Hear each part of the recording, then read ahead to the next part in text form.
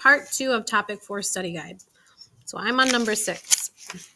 During a road trip, Sterling keeps track of the time he spends driving, T. So this is the time. And the distance he drives, D. Which best describes the variable for T and D? So remember, we're looking for what is the independent variable and the dependent variable. Which one depends on the other? So remember the fill in the blank that I told you about? Blank depends on blank. Where the first one is the dependent, because it's depending on something else. Depend, D-E-N-T. And the independent is the one that causes a change in this. So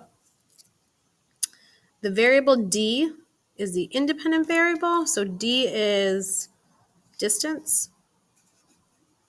Actually, let's not even look at this first. Let's try and figure this out before we look at the options. So what depends on the other? Is it the time he spends driving?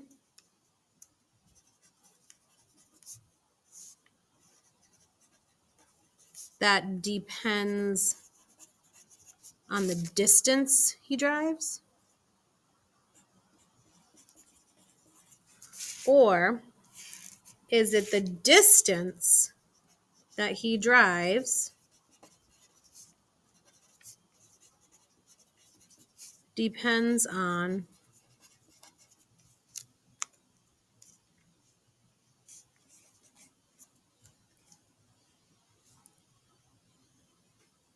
how much time he drives, the time he drives?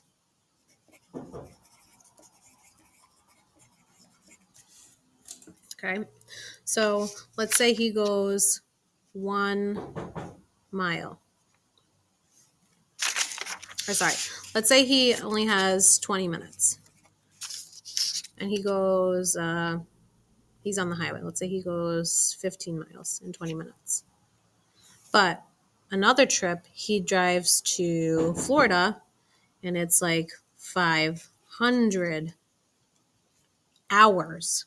So how many miles does he go? He goes, I don't know, he goes like 400 miles. So the dependent, the distance, depends on how much time he drives. So let's see if we can find that where the distance is the dependent. So the variable D is the independent? Nope. The variable D is the dependent? Okay, that's an option. The variable D is an independent? Nope. Both variables are dependent. That's not true. So our option, the only option we have is B. Number 7. A store is collecting bottled water for 2 different organizations. Half of the bottles of water collected are given to a local high school band. Let B equal the number of bottles of water given to the band. Let C equal the number of bottles collected in total. So we have 2 things we have to do. We have to write an equation, and we also have to complete the table. I'm going to do the table first. Okay, so it says hint, use the table below. So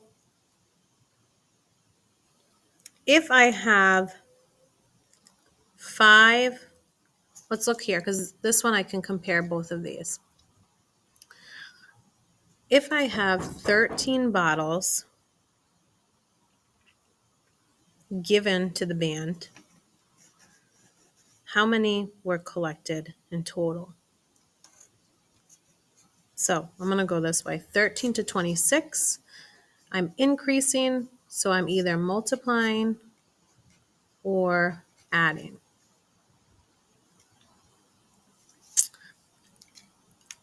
So I'm going to try multiplying. Multiply by 2. 13 times 2 gives me 26. Okay, let's see what happens here. If I do 5 times 2, I get 10. If I do 11 times 2, I get 22. Now, how do I figure out these right here? Well, what's the inverse of times? If I'm going the opposite way, if I'm going from top to bottom, the opposite of multiplication is division. So I have to divide by 2. So 14 divided by 2 gives me 7, and 18 divided by 2 gives me 9.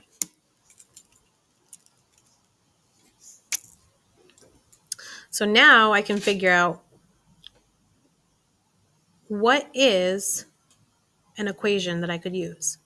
So if I'm going from B to C, I'm doing B times 2 equals C.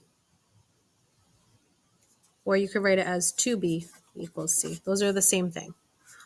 Or if you're going from C to B, you could do C, 26, divided by 2 equals B. Either one of those equations works. Okay. Filled in the table. All right, and part A. Which of the following equations was used to graph the line shown? Circle only one of these. And then we have part B. Write 2 ordered pairs that are on the graph. So I'm going to start with the ordered pairs because I'm a visual person. Remember, this is your x-axis and this is your y. In your ordered pairs, your x always comes first. So this point right here, and if I count, I have 0. This is 1, 2, this is 3, 4, 5, and 6. And on my y-axis, I have 0, 1, 2, 3, 4, 5, 6. So I'm going to look and I'm going to see this is 3, but I don't go on my y. So x is 3, y is 0. That's 1 point. Another point is 5, 2. I'm going to go over to 5 and then up to 2. I get 5, 2. I could keep looking at other points down here that aren't graphed, but I could figure out what the other points are. But I'm going to keep these. So if, let's see.